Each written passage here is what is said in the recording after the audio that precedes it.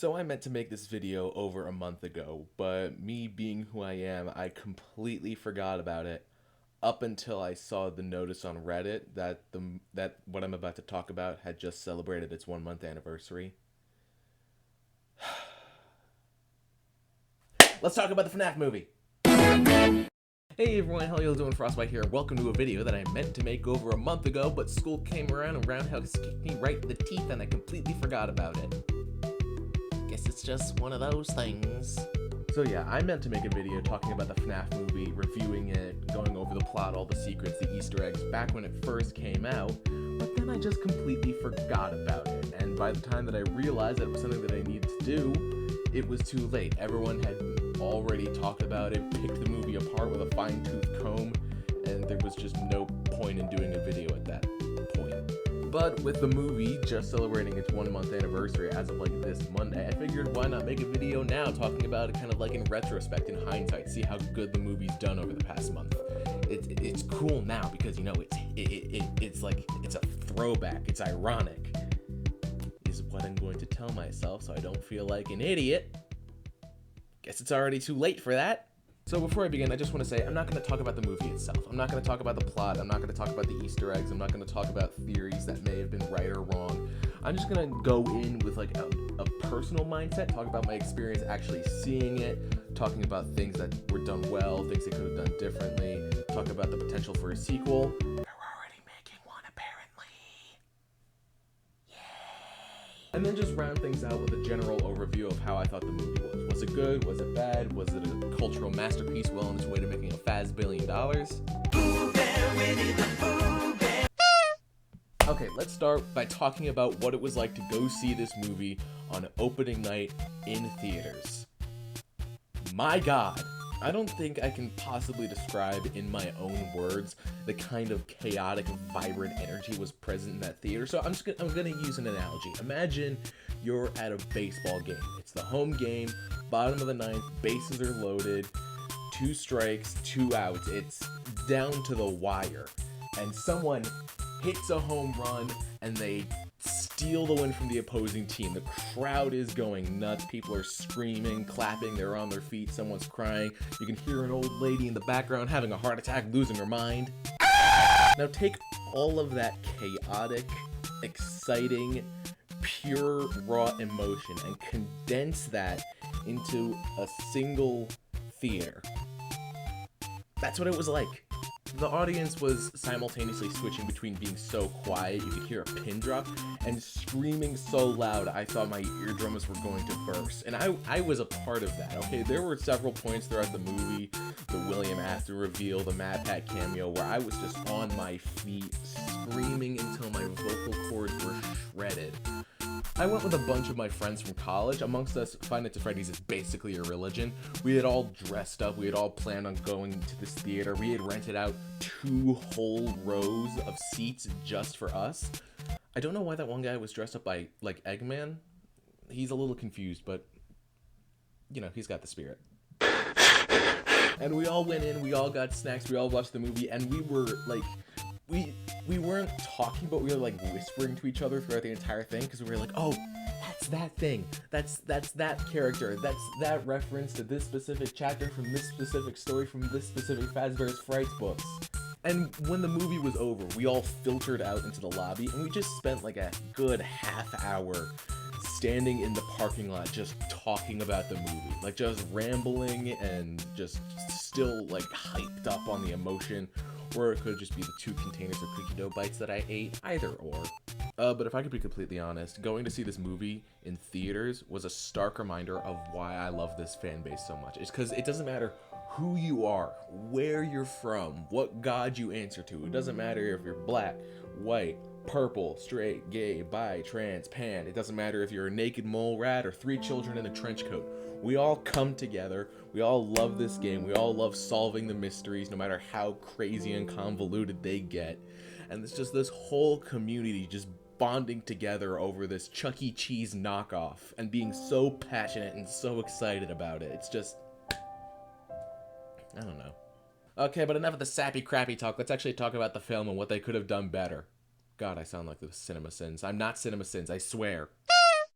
Straight out the gate, one of the best things I loved about this movie were the animatronics. They did such a good job with them. I know, like, every single time I would react to a trailer or a teaser, I would foam at the mouth talking about them, but to actually see them in the film and see them, like, moving around and interacting with the characters was the biggest mind screw I had ever experienced, because it was like, huh? What? Is Five Nights at Freddy's real?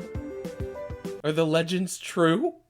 They looked so good and so lifelike, and seeing them interact with the characters, they didn't say jack squat, and yet the way they acted and the way they interacted with the world around them and the characters, each robot had such a distinct personality.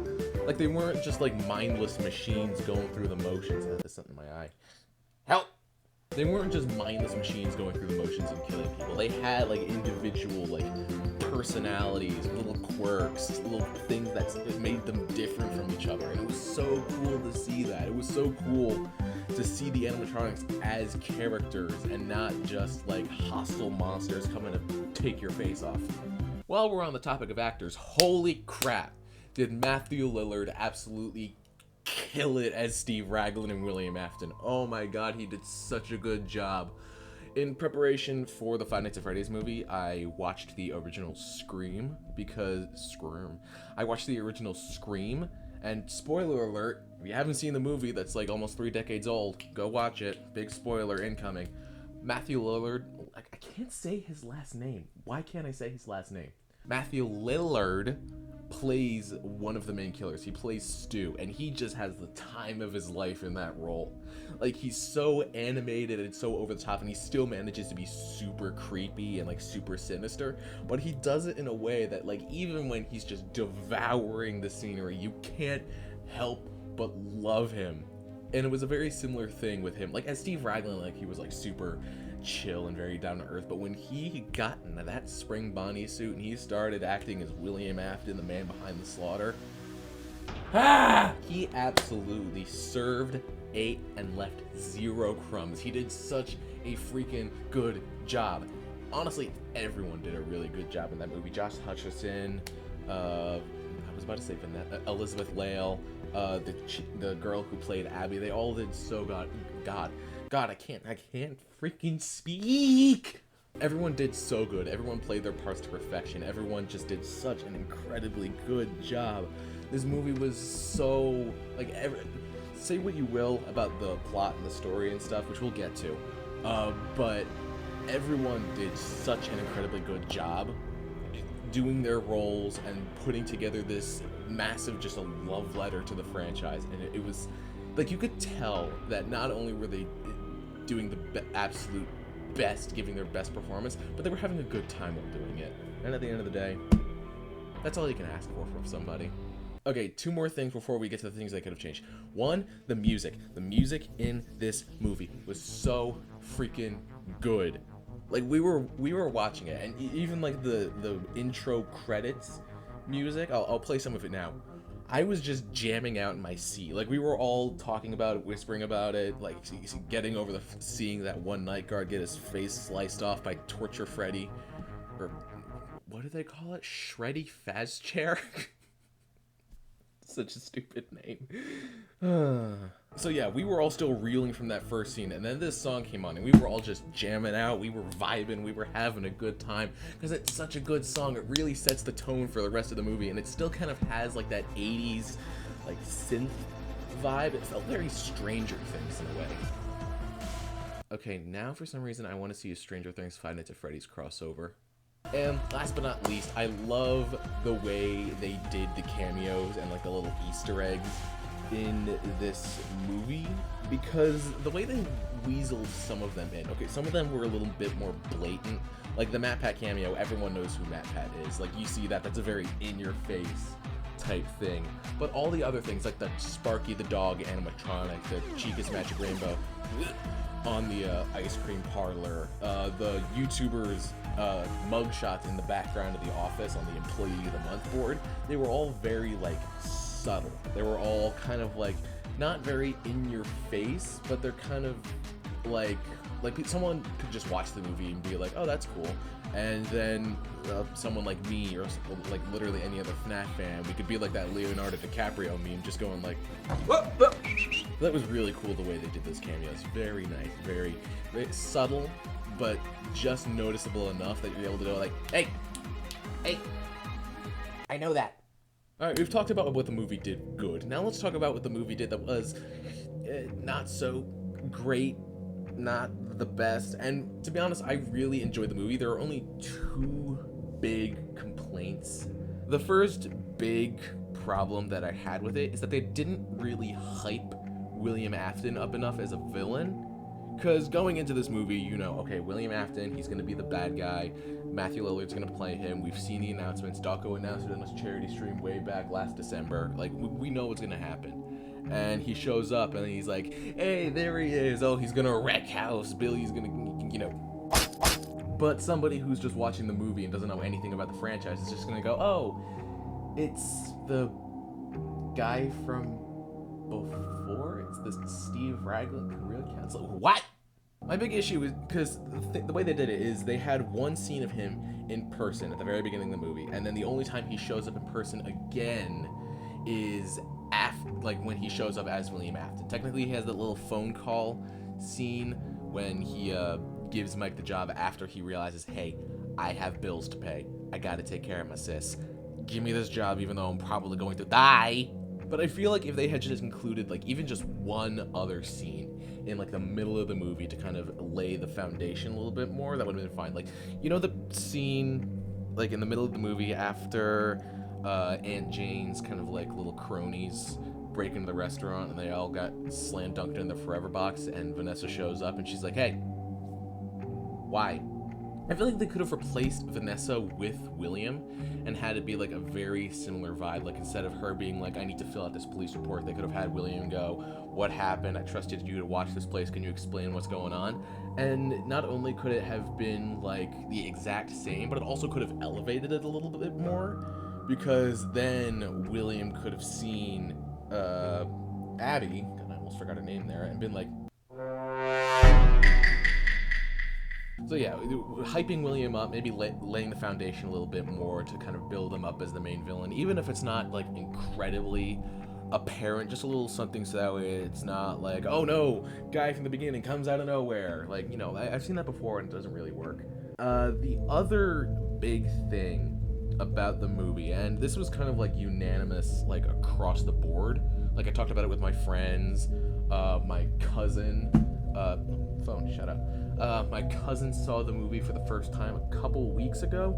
The one big thing that we all kind of agreed upon is that it wasn't very scary. Like, obviously there were a good couple jump spooks. That stupid goddamn Balloon Boy minifigure just kept coming out of nowhere. Like, those really got me.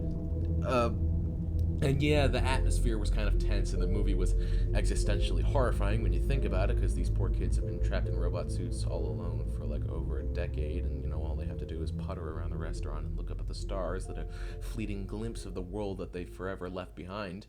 But it wasn't scary in like a traditional horror movie sense. Like, you watch a horror movie and you're like, ooh, oh no, go, is it gonna happen? Oh, is it gonna happen? And is it gonna happen soon? And then, yeah, like, there are jump scares and stuff. And the movie, like I said, it had a good couple of those. And the atmosphere was definitely tense, but it wasn't, like, it wasn't scary. Like, it wasn't like, oh god, oh, like, not that level of scary. It was like, ooh, I just realized I must sound so insane outside of my room. Like, my door's closed, but for all I know, someone could be standing right outside my door listening to me making weird noises and be like, I raised that boy. And I keep seeing an argument online, like, oh, they could have made the movie rated R, and then they would have been able to make it more scary. They made it PG-13 to appeal to kids. No. Stop that. You don't need to have, like, rated R is like bloody and like gory and like swearing. You don't need that to make something scary. Like, you don't need to have copious. It's like the whole thing with like Saw. and Final Destination. Like, yeah, they're scary, but at the same time, I can't get through one of those movies without, like, reaching for a paper bag or a trash can, because it's not scary. It's just gross. Like, I want to watch a horror movie to get scared, not to be like, I will never watch a movie like this again. Never. You can be scary and make a horror movie without needing to supplant it with, like, gore and stuff like that. There are some movies that I've watched, like, even, like, PG films, like, not even horror movies, that have scared the life out of me. Like, the whole thing about being scary is that it's subjective, and you need to be creative, and, like, you really need to think about how you're going to fake out the audience, like, building the tension up, and then, like, delivering not the punchline, that's for, like, a joke, but delivering the payload. And you don't need an R rating to do that. Like, you could do a lot with a PG-13 rating. Hell, we saw The Babysitter get bitten in half, full-on Darth Maul style. And then, look, have you even seen the behind-the-scenes footage of what happened to that one guy who got his face bitten off by the demonic gremlin that was the cupcake? I mean, look at this. Look at it.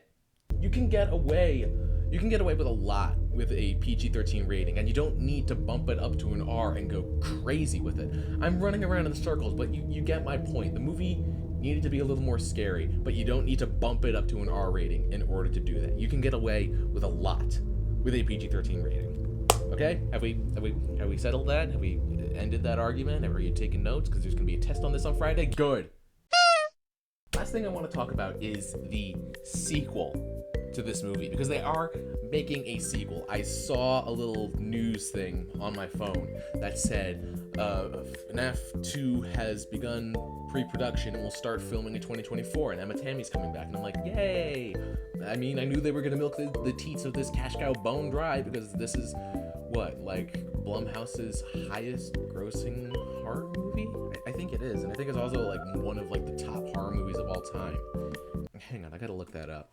I don't want to say stuff and then I'll look like an idiot. Yeah, okay, Five Nights at Freddy's is the highest grossing horror movie of 2023, and then... Throwing flashbang! Oh god, flashbang. Oh god, Wikipedia, why? Where is it? Oh! Okay, it's actually 19th. Oh, damn, I didn't know that. Last I checked, it was like 36 on the list, but no, it's got, well, I mean, it made $268 million on like a $50 million budget, so what are you gonna do? Of course you're gonna make a sequel. You're gonna strike while the iron is hot. I can't wait to see what they do for the sequel, because not only am I excited for it, because I'm like, yay, more FNaF, but I'm really curious of how they're gonna, I'm gonna sneeze. I'm really curious to see how they're going to adapt the second game to fit the movie universe. Are they going to make it a prequel? Are they going to make it a sequel? Are they going to take the...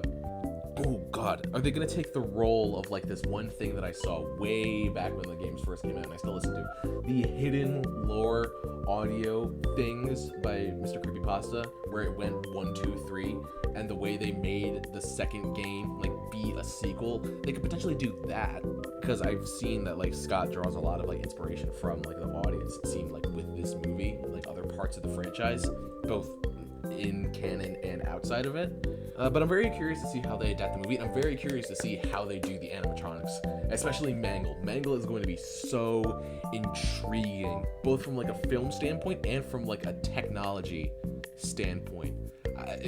Jim Henson's Creature Shop can do no wrong in my eyes, so I feel like they're going to knock Mangle out of the park. I'm also curious to, like, I have a couple theories about how the second movie is going to go. I feel like it's too early to verbalize my thoughts. I want to do that, like, at least, like, when we see, like, a teaser or something, like, the first images start popping up on the internet. But I have a couple of ideas on how it's going to go, and I'm just going to keep them to myself for now. You'll never know. What I'm trying to say is, it's between me, the Illuminati, and this guy. So there we go. That is my Five Nights at Freddy's 1 month review 1 month later. I wanted to do this back when it first came out, but I am consistent at being inconsistent. I should make that a merchandise item.